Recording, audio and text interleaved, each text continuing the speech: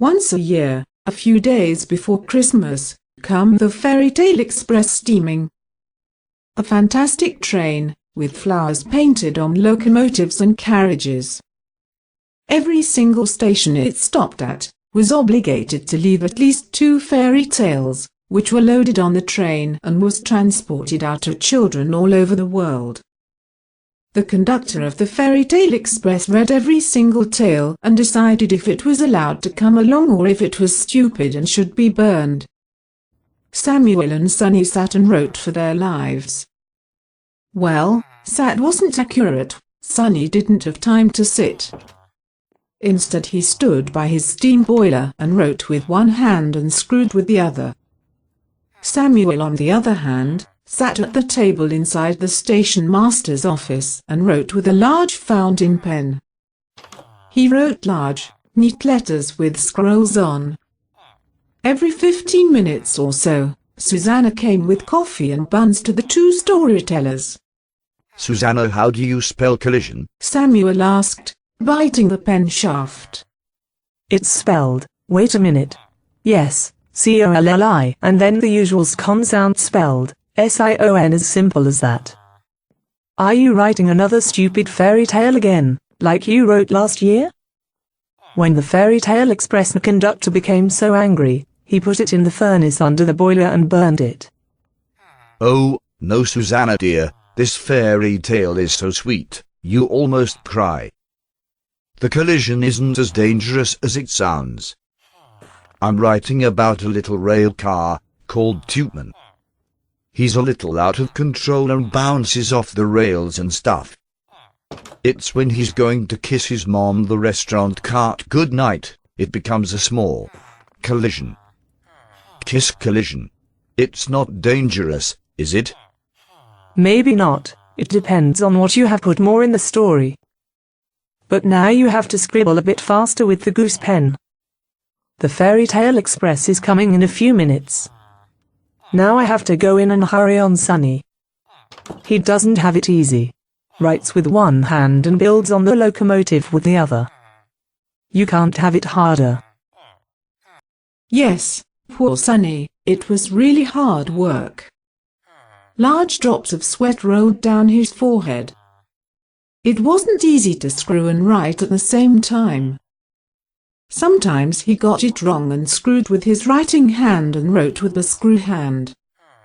When Susanna came in with the coffee, he grabbed himself in the hair with both the screwdriver and the pen. Good that you came by. How do you spell collision? The letters just collide in the head of me, when I think about it. Dear hearts. You as well? What in the world are you writing about? What I'm writing about? About a little rail car. His name is Tootman and he's going to kiss his mother goodnight, and then it's like that, a collision. The mother, Tootman's mother, is Restaurant cart. What? How did you know that? Have you peeked? No, but maybe you have. Samuel writes exactly the same story. And he can't spell collision either. Such a crook. Then it's him who has glanced. He was in here this morning. And you were with him just before. Have you forgot that? You probably both peeked. We get to see which of the fairy tales is best. It's up to the conductor of the Fairy Tale Express to decide. Hurry up now and write. The train can come at any time. And I haven't dressed up yet. In honor of the Fairy Tale Express, Susanna used to dress in a floral play dress. Of course it wasn't the one she had when she was little. This was a newly sewn, and every year she had to lay it out an inch or so. She used to blame it for shrinking, but in reality, it was probably she who became rounder. It was with some difficulty she got into it. But the bow in her hair, she didn't change. It fitted every year. The Fairy Tale Express stammered with noise and commotion into the station. It was the most colorful train that gone on a railroad. The locomotive and carriages were completely painted over with flowers and leaves. Each cart had a big variegated address sign, where it said where it should go. Tales to Africa, it said on one. Tales to Greenland on another. Tales to Rhode Island on a third. There were fairy tale carts to every corner of the globe. The engineer was wearing a red vest and had a high chimney hat on his head. That too had flowers painted on it. His moustaches were festive. One half of the moustache was red, the other yellow. And the fireman had a checkered beard and a charcoal shovel pure silver, which he carefully wiped off as soon as he shoveled a load of coal into the furnace.